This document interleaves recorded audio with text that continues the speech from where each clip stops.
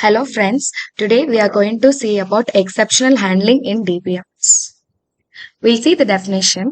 An exception is an error which disrupts the normal flow of a program instruction, which means that when a program is being executed in between or all of a sudden there is an error occurs which makes a program to stop its process.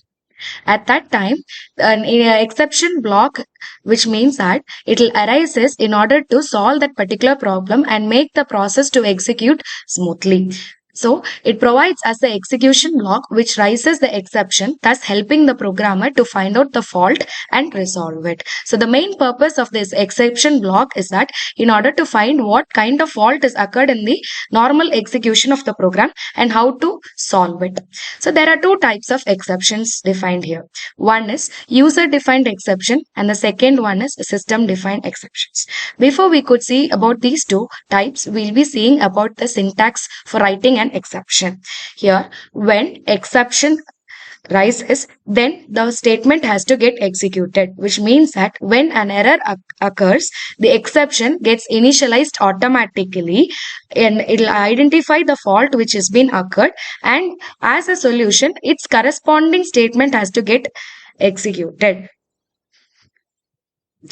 That is, initially we'll be having a program where the declaration part is being done. That is the initialization of variable or a value given to be a variable. All those process will be completed in this declaration section. Then a program gets initialized. That is your begin section where the executable commands are represented. Here, while these normal executable commands are running, all of a sudden there is an error arises. There is an error which arises, which helps the and makes a program to stop it.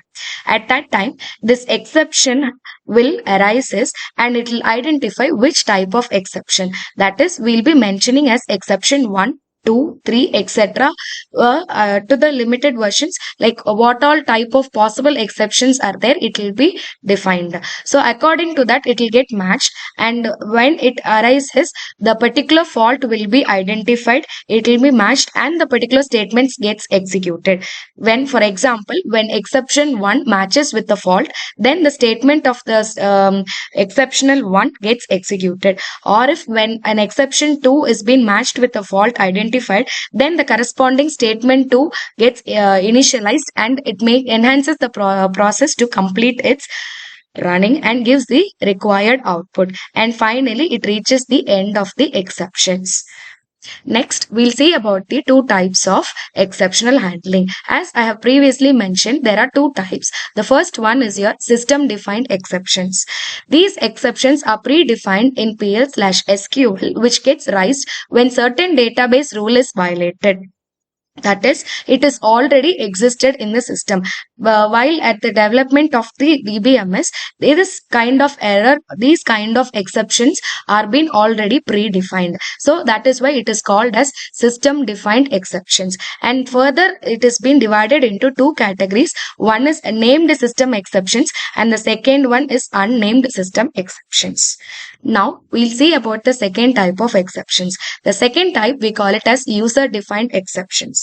This type of users can create their own exceptions according to the need, and to raise these exceptions explicitly, raise command is used. This type of user defined exception arises while the use of an application program.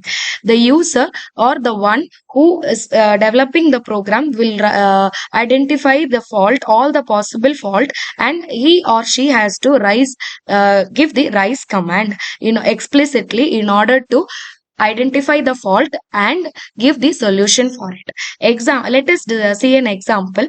Divide non-negative integer x by y. That is, we are going to divide a positive value x by y such that the result is greater than or equal to 1.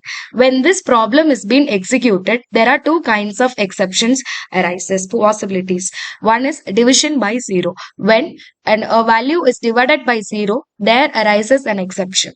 Or if the result is greater than or equal to y, which means that the value of y should be less than or equal to x. So these are the two types of user defined exceptions for the given example. Thank you.